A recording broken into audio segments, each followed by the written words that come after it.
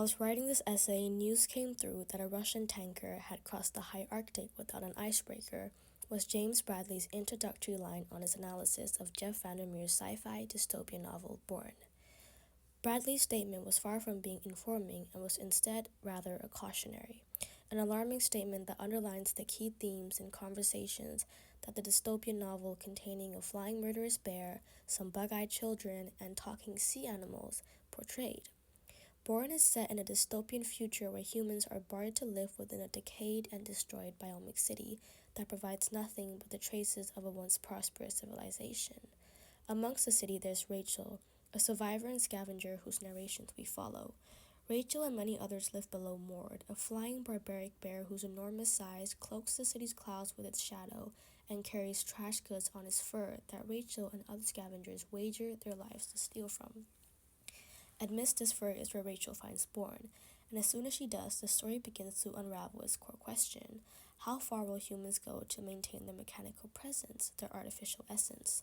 Brone, like many other dystopian novels, subdues the psychic dissonance, as James Bradley puts it, where it creates worlds that display the unthinkable consequences of our humanistic actions, where we've built skyscrapers, farmed animals, created and created and created until the tools diminish. Vandermeer shows us the possible enormity of our actions while we have simultaneously behaved as if nothing untoward is happening. The settings of Brone are effective, highly effective of the criticisms it wishes to not only speak on but showcase. To explain, Brone, similar to most dystopian fiction, is set after a drastic shift in humanity.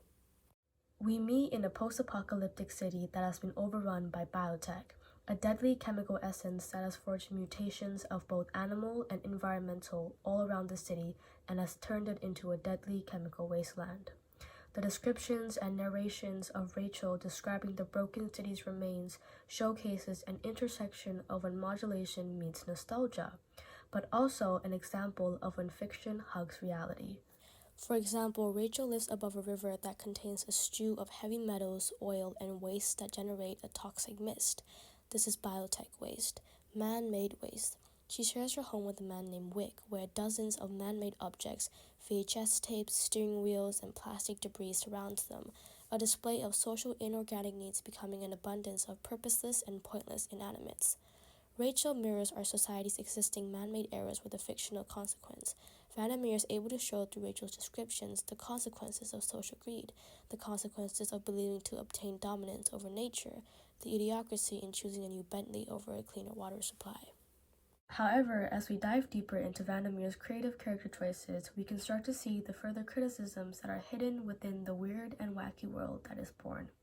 In the chapter What I Did to Others and What Others Did to Me, Rachel introduces the children within the city and comments that other than the chemically mutated dangers such as Mord and the old discarded biotech, they, the young, were often the most terrible force in the city. She says that nothing in their gaze could tell you they were human, and to emphasize this quote, if we consider the presence of the use of the word human, then the novel's underlying core questions arise again.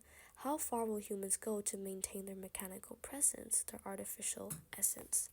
Rachel's insertions of the word human displays that there's an understanding that humanity, a person, holds certain empathetic aspects, that to be human is to lie somewhere near or if not atop a moral standing. However, does the standing still hold if the man-made structures of the society that has built it crumbles? If we're left hiding below the skies of a murderous bear, if we find ourselves within a wasteland of a city where there are no more rules, no more social constructs, no longer living an anthropogenically concocted lifestyle. An essay by Vandermeer published at Electric Literature called The Slow Apocalypse and Fiction argues that humanity is unable to reconcile with the fact that we live within a universe that clearly sees us as atoms like everything else. The children within Brone are like these atoms, genealogically absent of a historical ancestry that is anything more than just adaptation, growth, and natural.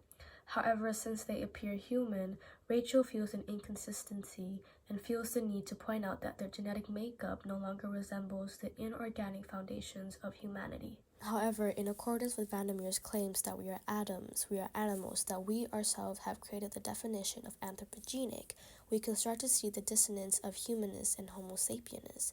Vandermeer seems to be attempting to portray that humanity holds a position within nature and not a superiority over it, that no matter how much we evolve in civilization, we cannot win against flora and fauna.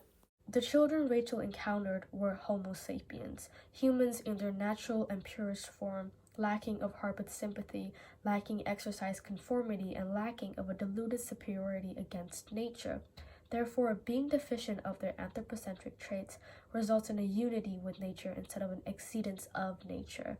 And instead, this also omits closer towards natural survivalistic predatory instincts, atomic instincts. Furthermore, Sam Gormley in Surreal Entanglements denotes Brone the character itself as a non-human subject in psychological turmoil. This characterization showcases how Brone was challenged by and also provoked anthropomorphic notions.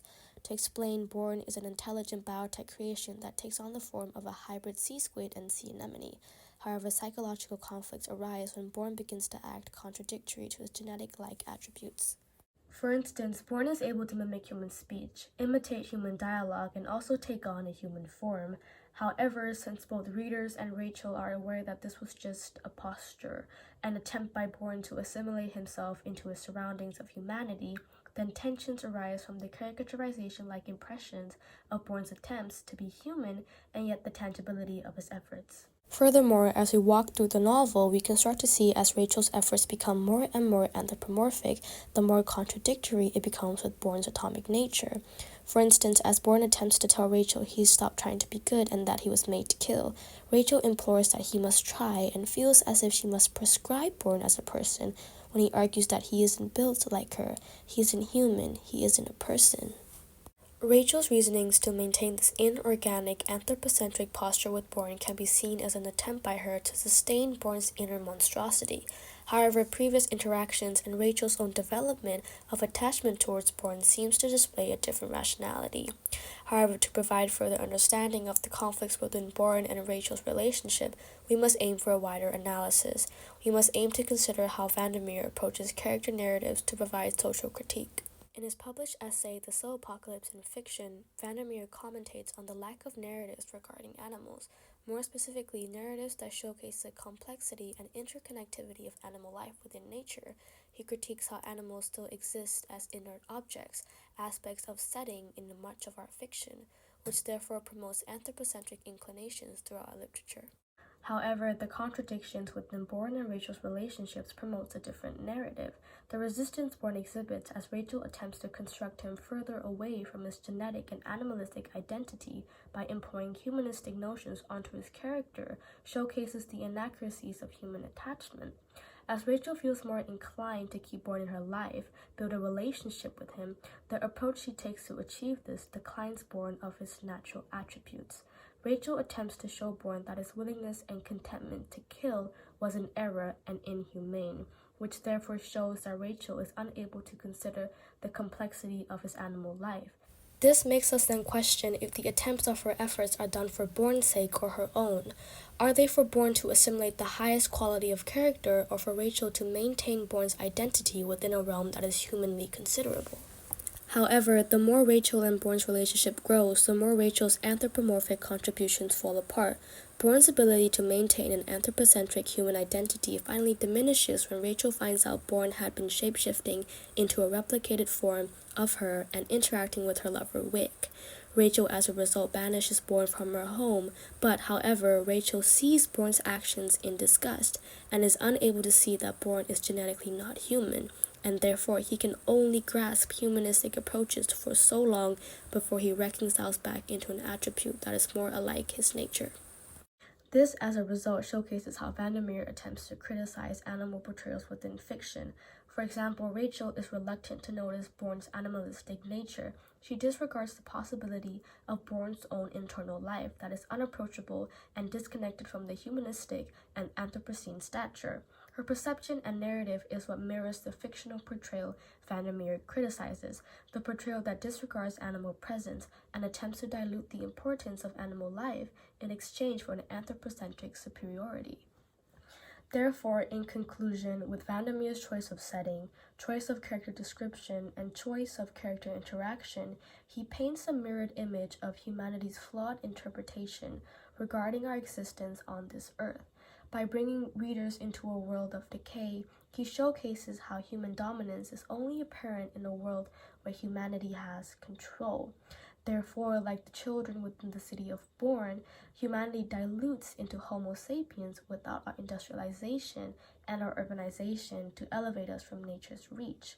And furthermore, once we're able to register Vandermeer's criticisms that the fiction that we digest unconsciously elevates human identity by anthropomorphizing animals and minimizing environment's impact, we can start to appreciate and understand our place in nature instead of believing in our superiority over it.